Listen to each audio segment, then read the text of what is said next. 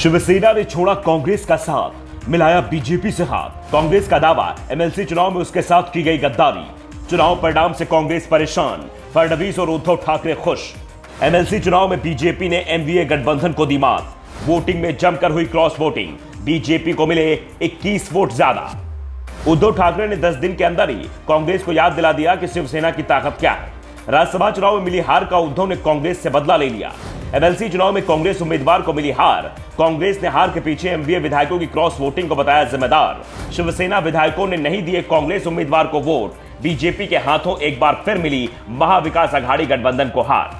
कांग्रेस का दावा, उसके साथ हुई गद्दारी, गद्दारों को मिलनी चाहिए सजा। शिवसेना और बीजेपी कैंप में दिख रही है खुशी। एनसीपी नेता पवार की रणनीति की दे रहे हैं दाद, लेकिन कांग्रेस कैंप दिख रहा है नाराज। कांग्रेस उम्मीदवार को हार एमएलसी चुनाव में मिली, लेकिन इसकी स्क्रिप्ट 10 जून को हुए राज्यसभा चुनाव में ही लिख दी गई थी, जिसमें शिवसेना उम्मीदवार संजय पवार बीजेपी उम्मीदवार से हार गए थे। शिवसेना ने इसके लिए कांग्रेस को जिम्मेदार ठहराया था। शिवसेना नेताओं ने दावा किया था कि कांग्रेस ने अपने अतिरिक्त वोट शिवसेना उम्मीदवार को ट्रांसफर नहीं कराए, जिससे उसका उम्मीदवार हार गया। शिवसेना ने तभी साफ कर दिया था कि इस गद्दारी को भूला नहीं जाएगा, पूरा हिसाब किया जाएगा, और 10 दिन बाद ही शिवसेना ने इसका हिसाब किताब कर दिया। एमएलसी चुनाव से पहले शिवसेना ने साफ कर दिया था कि वो अपने उम्मीदवार को जिताने पर ध्यान देंगे। एमवीए गठबंधन को जिताने की जिम्मेदारी उनकी नहीं है। कांग्रेस और एनसीपी अपने अपने विधायकों को जिताने की जिम्मेदारी उठाए। शिवसेना के तेवरों से साफ हो गया था कि कांग्रेस का उम्मीदवार फंस गया है। कांग्रेस महाराष्ट्र की सत्ता में तीसरी हिस्सेदार है, और पार्टी के नेता ही दावा करते हैं कि सत्ता में होते हुए भी उनकी स्थिति विपक्ष जैसी है, क्योंकि सरकार और प्रशासन में उनका हस्तक्षेप नाम मात्र है। पार्टी विधायकों के कोई काम नहीं होते हैं, और इसका असर विधान परिषद चुनाव में भी दिखाई दिया। एनसीपी और शिवसेना ने कांग्रेस को अकेला छोड़ दिया, जिस कारण से कांग्रेस का उम्मीदवार चंद्रकांत हंडोरे को हार का सामना करना पड़ा।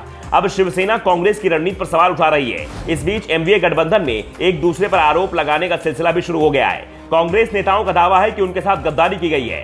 एनसीपी और शिवसेना ने अपने अतिरिक्त वोट बीजेपी उम्मीदवार को ट्रांसफर कर दिए, लेकिन कांग्रेस को नहीं दिए। दरअसल महाराष्ट्र विधानसभा में शिवसेना के 55 विधायक हैं। 3 निर्दलीय विधायकों का समर्थन भी उसके साथ है, लेकिन काउंटिंग में शिवसेना उम्मीदवार सचिन आहिर और आमर्शा पाडवी दोनों को 26-26 वोट मिले। चुनाव जीतने के लिए 26 वोट की ही जरूरत थी, यानी अगर एक वोट भी कम हो जाता तो शिवसेना का उम्मीदवार फंस जाता। सवाल ये उठ रहे हैं, जब शिवसेना ने अपने उम्मीदवारों के लिए 29 वोटों की व्यवस्था की थी, तो फिर उसके 6 वोट कहां चले गए? दूसरी ओर एनसीपी के पास 51 वोट थे, और उसके उम्मीदवार रामराजे निम्बालकर और एकनाथ खड़से के हिस्से में कुल 57 वोट आए, यानी एनसीपी ने अपने वोटों की संख्या 6 बढ़ा ली। इसके पीछे पवार की रणनीति का भी हाथ बताया जा रहा है।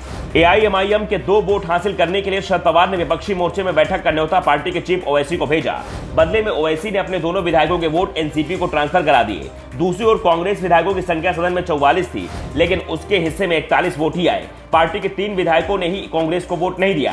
कांग्रेस के भाई जगपात तो जीत गए, लेकिन चंद्रकांत हंडोरे चुनाव हार गए। बीजेपी ने चुनाव में 5 उम्मीदवार उतारे थे। 5 को जिताने के लिए 130 वोटों की जरूरत थी। बीजेपी के पास 106 विधायक थे। 7 निर्दलियों का भी उसे समर्थन था, लेकिन राज्यसभा चुनाव में फडणवीस ने अपनी रणनीति से इसमें 10 और विधायक जोड़ लिए। राज्यसभा चुनाव में बीजेपी उम्मीदवारों के पक्ष में 123 वोट गए थे, और अब एमएलसी चुनाव में संख्या और बढ़ गई है। पार्टी उम्मीदवार को 134 वोट मिले हैं, यानी जरूरत से भी 4 ज्यादा। बीजेपी से 10 दिन में 2 बार मिली करारी हार के बाद से अब एमवीए में हलचल मच गई है। कांग्रेस के भाई जगताप ने अपनी ही पार्टी विधायकों पर गद्दारी का आरोप लगा रहे हैं। मुख्यमंत्री उद्धव ठाकरे ने शिवसेना विधायकों की बैठक बुला ली है। दूसरी ओर पवार फडणवीस की तारीफ कर रहे हैं। संकेत मिल रहे हैं कि महाराष्ट्र में कुछ बड़ा होने वाला है। Bureau report, the such India.